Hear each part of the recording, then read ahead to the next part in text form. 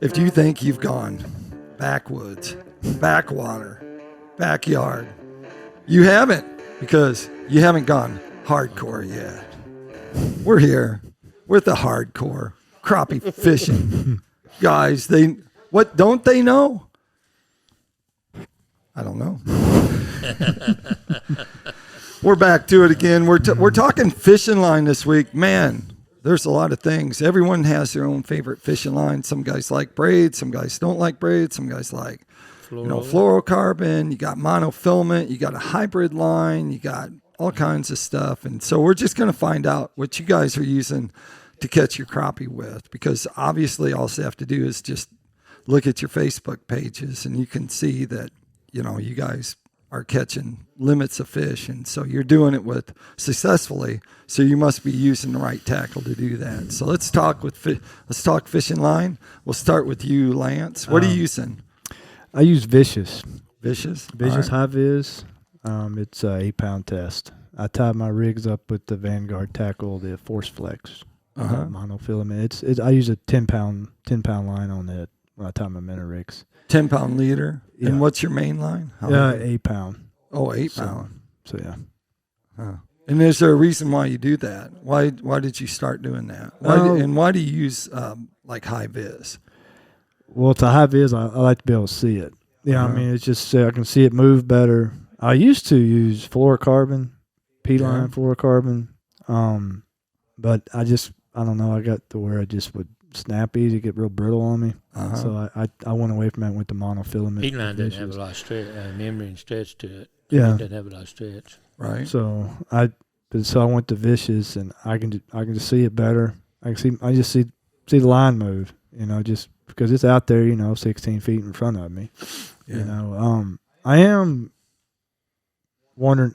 I am trying to transfer over to red line, like an orange line. I can see that even better. I learned that when I was fishing out of with some of Les Smith's poles down in Mississippi, and I'm like, boy, that even pops even better. But I keep a clear leader line, so just because of the vision, not the spooking of the crappie, right? But I've always just had a heavier leader because I just don't want to lose my rig, right? So, you know, that's the reason why I kind of go a little heavier with it. Right. Plus, if you get striper on or crapfish too, I like to get them in. Right. So, but that's my setup. It's yeah, simple. and you're spider rigging mostly, so that's the reason why he's using that line. So when he's talking about that, what do you use? With a heavier line at the bottom and a lighter line at the top. You're always going to lose your rig. Well, it travels better. Either way you go, I guess. Yeah, I don't ever have really a problem losing my rig unless they get really welded into the tree. Unless you get some Arkansas tarpon. Yeah, Arkansas. That's it, man. Yeah, but I mean, I think the lighter the line you go when you're trolling, the less drag you have. I got you. So, all right. How about you, Greg? What are you using for fishing line? Mainly, I do use mono. I'm tying Mad Fishing's braid. It doesn't seem to twist as bad. A lot of my problem with braid is it wants to twist around the rod tip a lot when you're pitching out. Mainly all I ever use it for is for live scoping. Right. I think it would be a good line if I can ever find something that I really like. Like I said, the Mad's been best for me so far. But most of the time I use Vicious 8 and 10 pound. And that's when you're live scoping. Yeah, and it's just the same way as spider rigging. I use 8, and if I'm trolling, I use 10. All right. I don't use trolling crankbaits. Yes, I use 10-pound mono, and oh really? And I use either or, the high vis or the green. My eyes getting where I can't see one a whole lot better than the other. I know there's a lot of people going to, like on the braids, they have this pink, hot pink. Yeah. And their yellow is a lot brighter, and so I'd probably try some of that eventually. But it doesn't. I mean, the color line doesn't seem to affect the crappie. No. I mean, there's a lot of people who, use a different color. If you think about it, the fish are feeding up. They're not really seeing your line anyway. Exactly. They're seeing the bottom of your bait. Yeah, So- exactly. I'll agree with that. But most of the time I do that. I do use fluorocarbon once in a while. If we're in a real clear, water, I might use a little bit of fluoro. Okay. How about you, Peyton? What are you using on your poles? I'm kind of a cranky person on this subject because, and I'm not bashing any line company because I think with any line company you can get a bad spool. Yep. Oh yeah. And and I use anywhere from Vicious to P-Line to Berkeley Trilene. And if I get a bad spool, I'll switch to something else for a little bit till that's out of their system. Then I'll go back. But here lately, I've been stuck back on Berkeley Trilene, XL low vis green, anywhere from 6 to 10 pound test, 6 for dock shooting, and 8 to 10 for roamers. And I have really good luck with that. It seems the Berkeley Trilene is absolutely probably my favorite. Really? Yeah, the low vis green Berkeley Trilene. I just have the best luck with it. Less knots. So What are you trolling your crankbaits with? it's usually the 10 pound. 10-pound mono? Yep. Oh, really? Yep. 10 pound or 10 to 12 pound. But with my line, I also use a lot of Real Magic. I spray on my bait casters every morning or my dock shooters with Real Magic, and that helps my line keep it good all day. So Yeah, we should have went over to the shed there and just grabbed us a bottle of that because it's sitting give right them a little there. love there, huh? We could have. Yeah. we could have. So The do that. Real magic works good too. On your you spray your spool. Yeah. The line has a tendency to get memory, so even though it's not twisted when you cast it, I've used it on my rod tips too for frost or for freezing I issues. put chapstick on mine. Yeah, I seen that the other day. He had his Carmex. So what are you gonna Had do his with that? Carmex. You just take He put a putting little bit on Carmex your- on it. He's put Put it on Carmex your- on his tips. Put a little bit of it on your fingers and just rub your eyes. It didn't freeze up the other day. I seen it all now. I That's what I need, was I need to do that. Wow. Think of that. You might have to have a couple tubes of that when you got 18 rods out. I mean, you got They sell a 3-pack. You know what I'm a gonna do? three-pack. That's what I'm he going needs. to get my bait Saturday. I'm going to put Carmex on the bottom of it and chunk it out there. Might be the new Hey, scent. that might be a new scent. Yeah, I didn't think about that. Yeah. Or it might make it too slippery. When might. fish goes up to get it. His lips going to be chapped. That's why you beat me the other day. I had it was on my line. Yeah. Yeah, it stinks. So I'm using mostly scoping. I'm using 8-pound mono is what I'm using. Just straight out. Use braid dog. I was using braid, and then I got these long B&M poles, and when they're that far out, and when your braid like goes around it, Yeah. it just tangles it up. I'm like, Same just way I was talking about. yeah, and so I've just gone straight out, just 8-pound. That stuff seems. I to be used braid for like a whole tournament season, and then some of the poles, it would actually eat a little groove into yeah, it. just So- when the line would get in there, and so I went to that, and then just trolling crankbaits. As you know, we troll crankbaits even in kayaks. We use braid, Yeah. about 10-pound braid, and man, that line lasts forever. I got line that's been on poles for 4 or 5 summers. Wow. Just not, it just What brand do you like to use? it's Force Flex, Oh, okay. which is the Pico. Has a Vanguard. They have the mono line, and then they also have that. So it's real affordable, which is another good thing. Yeah. But Some of it can get pricey. yeah, that can be pricey. But This as long I've as you been put using braid is on, 10 pound. Probably don't lose your crank very often. Do yeah, you? you don't lose your crankbaits. Nope, get them back. Well, some of mine are, I like to keep them. Yeah. It's not like I get them for free. That's funny. I don't get them for free either. But it's the thing is We need Mitch here one day. Just, Oh yeah, we just we've gotta roast have him. I know. there's some I'd have a good time with him right now. some crankbaits has got a lot of lighter gauge hook on them, so they'll straighten out. Right, And then there's some that won't. So that's right. and Yeah, but I don't. I've got to where I don't turn around and try to go get them undone. They're either coming to me, or they're coming popping off. Or they're breaking off. I can't wait to do the crankbait. We're not there yet, but we'll probably do 3 or 4 shows on I can crankbaits tell you and 2 or 3 tips and things stuff. if you want to go stroll around looking. You might be able to find you a couple. There ain't no baits there. There haven't been that many people out fishing. Let me tell you, they've been all up the other arm. They haven't been on this arm. They've been that other arm. They've been chock full. There was a guy at the ramp. He said, "Dude," he said, "there's people everywhere over there." And I said, "People aren't liking this muddy water," which it's good because crappie don't bite in muddy water. No, not at all. They hate it. They hate it. They Bad. Can't see no bait. Can't see the baits. Well, that takes us to the line. I mean, part of the line size, you probably go with the heavier line, couldn't you? I mean, in that muddier water, you're picking your line size according to the action that it gives your lure, right? So a lighter line, the lure's going to have more action. It's going to drop faster, or it's going to drop slower on the diameter of the line and type of the line, right? Well, that and the strength. Because I mean, when I set the hook, I mean I want them in there, but in the boat. And also with this fishing live scope so much, we've gone to heavier line than we used to ever fish with, because what do you need a net for? Just sling them in. No, sir.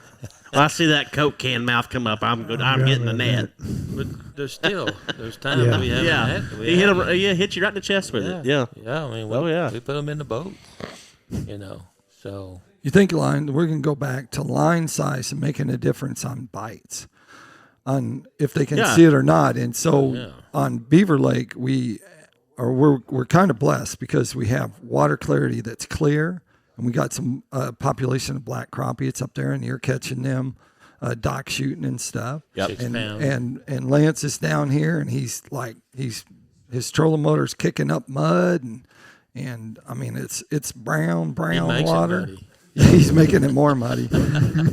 And so line size, as they look at it, as the fish can see it, especially in the clear water. Course. What do you? I mean, what do you think about that? I mean, there's people that go to 2-pound tests. I mean, right up there in the clear water. I mean, for just a really with a 32nd ounce jig, just to get a really light fall to get some of them big black crappie to bite. So that does make a difference. A few years ago, I'd be up on the lower end. I'd be down the lower end, Rocky Branch, and down in there, and we'd find them on a brush pile, 40 foot deep. Right. And we would drop down to 4. We'd drop down to 4-pound test and let a 32nd ounce drop get down there. So yeah. we 10 minutes. would literally, I've even put a jig on and took the line and just put a bunch of line out on the floor of the boat and hold my foot on it and cast a time or two for bass while you're waiting on that sinker that 32nd ounce to sink deep enough to get down there where the crappie was. I've done that a lot of times. you need to borrow a split shot. I got one in my pocket. I'll give you. That might scare them. That's how picky they are. But Really? back then we didn't. Back then, that was your main sellers, 32nd and 16th ounce. You hardly ever heard anybody use an 8th ounce. And if they did, it was a road runner. Right. If you'll think about it, they was 16th and 8th in road runners. And until the last 10, 15 years, there wasn't nobody threw a 1/4 ounce jig head on a crappie jig to catch a fish. Right. I mean, or put a 1/4 ounce and another 1/4 ounce sinker above it. Yeah. Mm-hmm. We didn't do that kind of stuff. 10, 15 years ago, it was all mainly, 16th and 3/4. And what line was that? Malibu jig or a plastic jig. Just only use solely 4 to 6 pound test. Huh? Yeah, that's what everybody used. Yeah. 4 and 6. 4 and 6. Yeah. We didn't even use 10. Yeah. I remember Dad. I remember when we used to get a brand new Zepco 33 for Christmas or birthday. That's the first thing they did, is take that 10-pound test off. That's too heavy. And put 6. Wow. Yeah. Unless she's catfishing. Right. What are you using for a knot on this fishing line? What are you using, Payton? Just a polymer knot. Okay. On everything? Yeah. Yep. Even on your scope eyes? I used to use a loop knot a lot, but I figured out after a few fish it'd get weak. I mean, I check my bait every so many fish anyway, or my line. But I noticed sometimes, and I like a loop knot, I'm not bashing it, but I noticed that I would lose fish every once in a while, and it's just because I think it just... Even on the stuff you're dropping? Dropping? Really? Yeah, I'm just a straight polymer knot now. So Man, I might go back to your system then. Yeah. Because I was tying loop knots and everything, but I also figured out with a loop knot that it did allow my bait to get too much vertical. And I figured out a lot of the fish wanted that bait straight, parallel with the water line. So it's got its time for sure. Yeah. So, but I have noticed it. I mean, if it hangs too much up and down, Yeah, I'll lose some bites. Yeah, just take them. Usually I check mine after I catch one. I'll just push it up over. Yeah. How about what are you using for a knot? Well, Greg? I'll still use a loop knot a little bit, like for fishing docks or something like that. I'll still use a little bit the loop knot, but I've gone to, I don't know what you call it. It's kind of like an upside down Palomar knot. You run the line through the eyelet, bring the tag end up, and hold the loop, and then take your tag end around 4 or 5 times, and then go back through the loop up here. Whatever they call that. I know it's a real strong knot. Yeah. Well, It doesn't put as much It's kind of stress like on it sounds like I kind of like what I tie up. with my it doesn't rigs. put as much. I can tie it faster Right. than the Palomar, because usually the Palomar you come over and through and then back through. I guess that's another subject. Why do we need different Palomar's knots? your loop one, isn't it? The Palomar is the one you loop over the head. Isn't Yeah. Yeah. Just once. it? Okay. So How about what knot are you using? I think it's I can tie mine. called up a quicker double than cinch the knot. Palomar. Double cinch. it's pretty. Fast. I don't know. It's just something Bill Dance had on TV. It's the same knot I've always. Oh, now we're down to the Bill Dance stage. Yeah, I mean, I it's watched like, that the other night. I thought I was getting old. You're talking about the other line. But no, Gee, it's golly, he's got bass. for tying up rigs. It's just take it through there, you wrap it around, you loop it through, then you come back through and. Palmer. Yeah. It's not a Oh, it's not. No, it's not. You're not taking it through the eye twice. You're taking you twist it around the line. You Oh, come you're through twisting it. Yeah, but you take it through the you loop. got your loop down here, and then you go back through your loop. Yeah, you go back through it. Improve the clinch loop, and then you come back at the top. And Mine's upside down to what you're saying. I think it's kind of the same knot that you showed me when we were out there. He said this is a whole lot easier and quicker to tie. And Back when I Same used to knot. bass fish, a guy showed me that. And he still swears today it's strongest knot. And I can say I've never had a lot of times you break off at the knot because you can see the curl and where the rope at the knot. Yeah. And tying that knot, I have never had that knot to break. Huh. Yeah. I've had other knots, not necessarily the Palomar, but like you said, the loop knots, they'll break that. Mm-hmm. What you got to watch in the loop knot is if the eye of the jig has a little bit of a gap in it, it'll just come off. Yeah. That's what I got.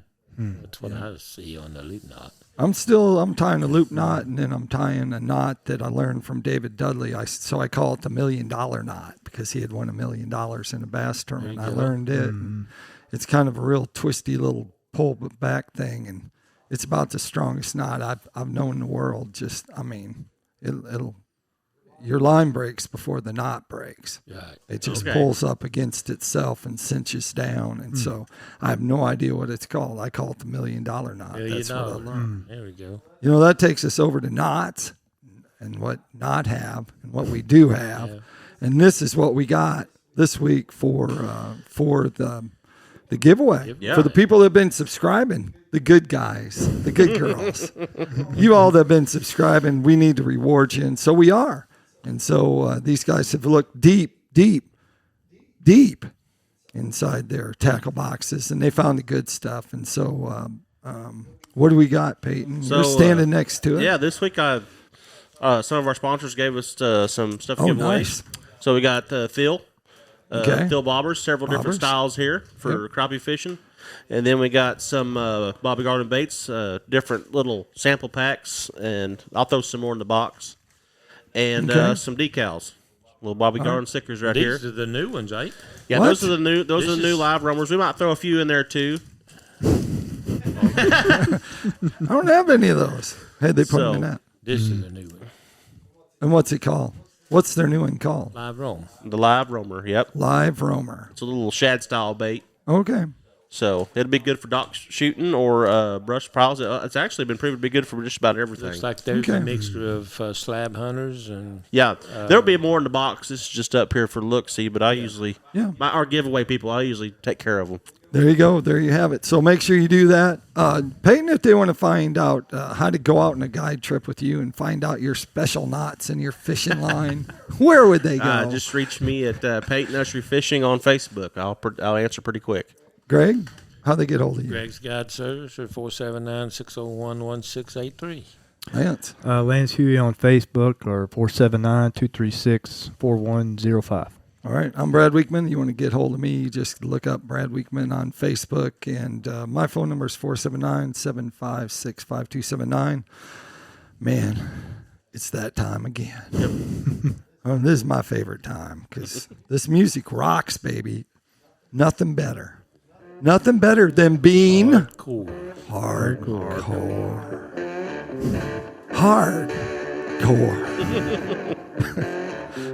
We had to have a name we could spell. Right. Oh, there we go.